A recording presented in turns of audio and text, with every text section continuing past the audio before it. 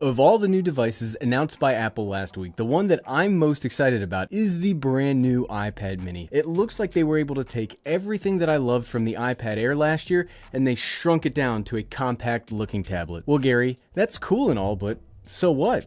Should you actually go out and buy one? Let's find out. That's an iPad Pro. What's up, everyone? I'm the Everyday Dad, and if I can figure it out, you can figure it out. I don't have the mini yet, so the Pro is kind of like the prop for this video. Yeah, no kidding. Of all those things released last week, that iPad mini, it has me entranced. Legit. Normally, I tell you all to understand what you actually need in tech before you buy something.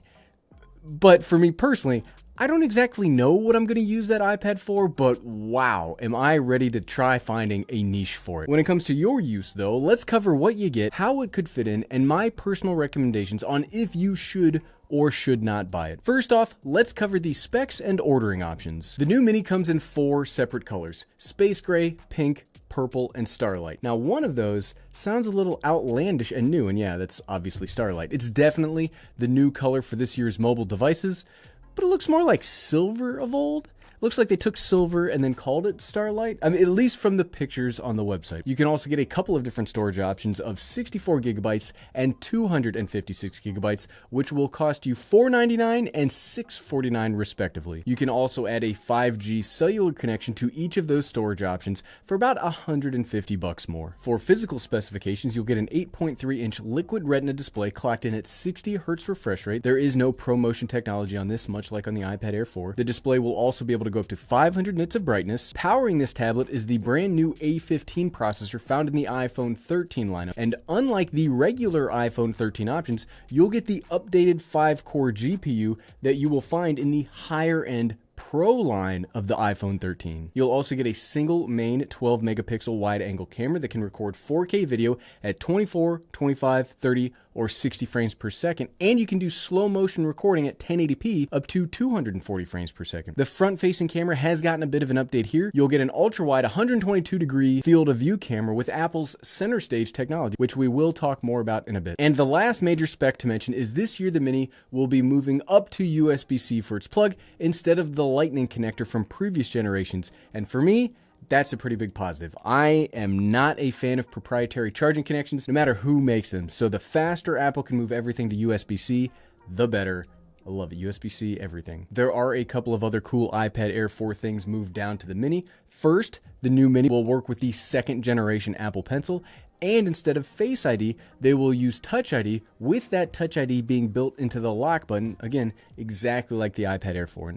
Hopefully, it will work a little better here than on the iPad Air from last year. It's not that it doesn't work, it's just that I've had problems. It doesn't work as well as I'd like, so hopefully they made it work a little bit better here. I think, no kidding fam, I think this might be one of the most technologically advanced and powerful computers that's packed into such a small form factor. It's really nuts to think that all of those cutting edge things that we just talked about can fit inside of a cargo pocket. Though it's not perfect, and there is at least one feature that I think will be sorely missed here. You'll notice that while I read off all of those specs and features, there is no mention of the smart connector. And the smart connector, if you don't know, it's these little dots on the back of iPads. Now this allows for seamless use with things like the Smart Folio keyboard or even the Magic Keyboard. And I do really wish they'd included that here. Now, I'm not sure that the Magic Keyboard form factor would work with the mini iPad. I mean, it works really well with the Pros and the Airs because it's about the same size as a normal laptop. And obviously, the mini is not. But it's that pairing of devices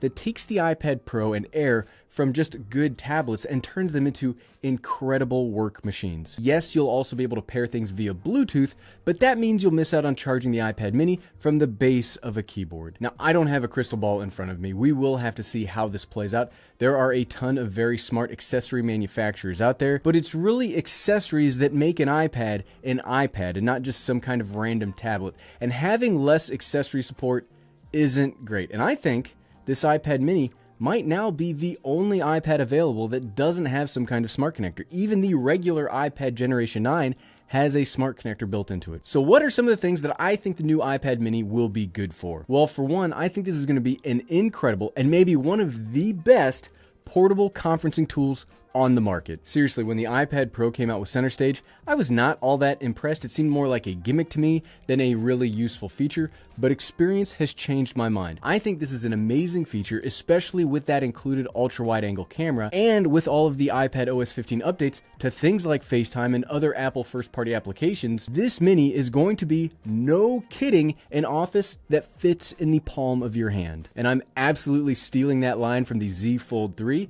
which has a tagline of an office that fits in your pocket, but I was not as on board with that functionality for these kind of tasks. I absolutely think the iPad Mini will be incredibly useful for collaboration and team co-work. Not only do you get that ultra-wide angle camera, but with the new 5G connection, you can have that meeting literally anywhere that has a cell tower by it. You could have a virtual meeting in the park or coffee shop. Please don't have your meeting in the coffee shop though. You could have a meeting out on a mountain bike trail. This basically unchains you from the office and lets you work wherever. Yes, your phone or one of the bigger iPads could also do this, but I think this will be a tool that works best for this specific feature because you'll be able to use the iPad Mini as the conferencing device while using your phone or laptop or bigger iPad to actually get work done. It's kind of hard to conference and work at the same time from the same device. I've already done this sort of thing with a standard iPad, and I do think the standard iPad will do well in this regards.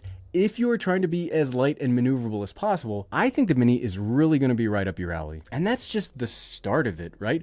Once we get all of that new iPad OS 15 functionality, I really think all iPads, they will become much more and more the hub of a person's own personal tech ecosystem. And having that fastest current mobile processor in something as small as the Mini, that really positions that iPad to be one of the best. I know Apple had a bunch of examples of airline pilots or other folks that need tiny computers for their specific needs. I'm not a pilot or a firefighter or whatever else they showcased in their presentation. I can't exactly confirm or deny how those will work there. I will just have to take Apple's word for it. What I do think is a potentially exciting part of the new Mini is because of how small and robust a tablet this is, I think this could replace my iPad Air as my note-taking tablet. Now, normally in a meeting, I like to use a traditional paper notebook to take my notes, but I will immediately transcribe them into a digital format as soon as possible after a meeting to ensure that goals are met and tasks are assigned to the proper member of the team. If it stays in my notebook, the team does not move forward, and that was a wasted meeting.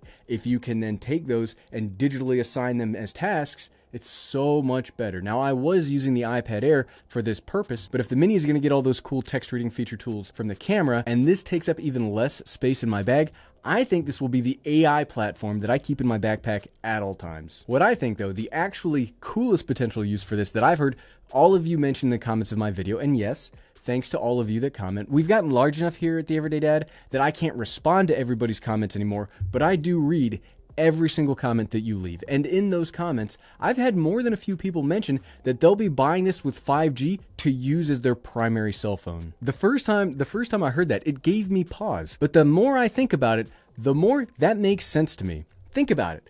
Personally, I've been using the 12 Pro Max as my phone due to battery life. But what if you can get an even bigger screen with better battery life? You don't move anywhere, so it doesn't need to fit in a pocket, and that tablet can be a phone too? I think there could be a very strong argument for the iPad Mini to be your only device. Instead of having a phone and a tablet or a folding phone, you just have a Mini that can quite actually do it all without ever being overly large. And I do think that this could turn the Mini into the most unique of all iPads, and maybe we'll have to give that a serious try here in the future. However, and yes, we had to get to the however part of this video at some point, not too much of what I've talked about so far is specific or unique to the iPad Mini. You really could do most of these tasks or functions with an iPhone or with any other iPad when iPad OS 15 comes out. The only real thing the iPad Mini has going for it is its size, and I'm not sure that that's novel enough to warrant it as its own device, especially if you already have a phone, if you already have an iPad, minus using it as a cell phone. I think that's actually pretty unique and really cool in the iPad world. Previous Minis for me were never really a device that was either small enough for me to always want to carry it or big enough to be usable for work tasks when I needed it to. So like I said in the intro of this video, I'm both very excited for this device, but I'm also not sure what I'm going to do with it. Leading me into that recommendation, the video is titled after, should you buy the iPad Mini? Obviously, we'll have a better sense of what the Mini can do after we get them in our hands, and we'll make follow-up videos to more clearly define what this can and can't do. Today, though, my recommendation would be to only buy this if you need a screen of these specific dimensions, like if you are that airline pilot or firefighter and you literally can't use the iPad Air or standard iPad. Also, I would recommend this to somebody needing that mobile office and you want to be able to manage your team remotely wherever. I do think that this is going to be the one thing this tablet does better than any others, and yes, I would recommend the iPad mini for that. I would not recommend this to most other people at this time though. If you want to game on an iPad, I think the bigger screen on the Air or Pro would serve you better. If you want to be productive and work on the tablet itself, I think the Magic Keyboard is kind of a requirement, or at least a keyboard that works through the smart connector, so the mini kind of misses out there too.